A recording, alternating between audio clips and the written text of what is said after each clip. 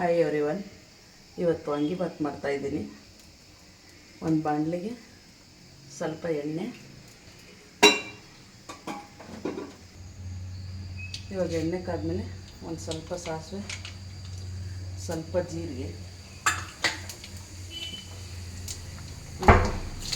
2 ಈರುಳ್ಳಿ ಸಣ್ಣಕ್ಕೆ ಕೊಟ್ಟಿರೋದು ಸ್ವಲ್ಪ ಫ್ರೈ ಮಾಡ್ಕೊಳ್ಳೋಣ.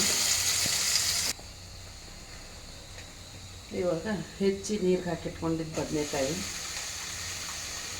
ಹೆಚ್ಚು ಹಂಗೆ ಇಟ್ಟರೆ ಕಪ್ಪಗಾಗುತ್ತೆ. ಇದು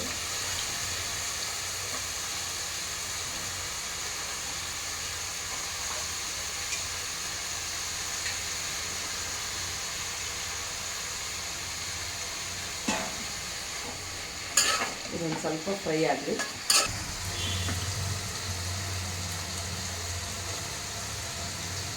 ಇವಾಗ ಒಂದು ಸ್ವಲ್ಪ ಹುಣಸೆ ಹುಳಿ,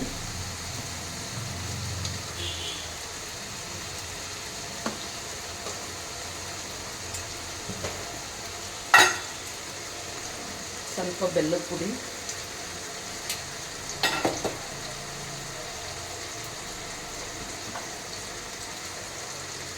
ಉಪ್ಪು,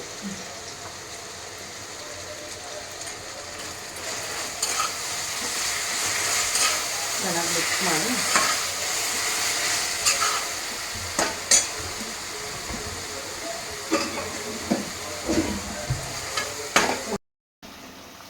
ಇವಾಗ ಇದಾಗಿದೆ, ಬೆಂದಿದೆ.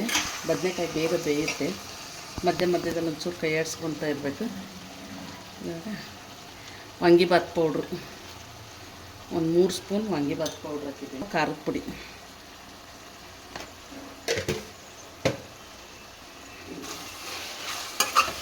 ಎಷ್ಟು ಹಾಕಿ ಚೆನ್ನಾಗಿ ಮಿಕ್ಸ್ ಮಾಡ್ಕೋಬೇಕು.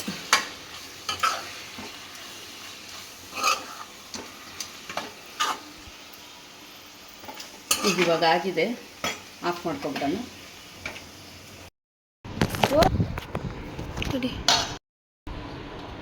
ಇವಾಗ ಕಲಸಿ ಆಗಿದೆ. ಸ್ವಲ್ಪ ಒಣ ಕೊಬ್ಬರಿ ತುರಿ, ಒಂಚೂರು ಸಣ್ಣಕ್ಕೆ ಹೆಚ್ಚಿರೋ ಕೊತ್ತಂಬರಿ ಹಾಕಿ ಮಿಕ್ಸ್ ಮಾಡಿಕೊಂಡು ಮೇಲೊಂದೆರಡು ಗೋಡಂಬಿ ಹಾಕ್ಕೊಂಡು ಮೇಲೆ ಹುರಿದಿರೋದೊಂದೆರಡು ಗೋಡಂಬಿ ಹಾಕ್ಕೊಂಡಿದ್ದೀನಿ.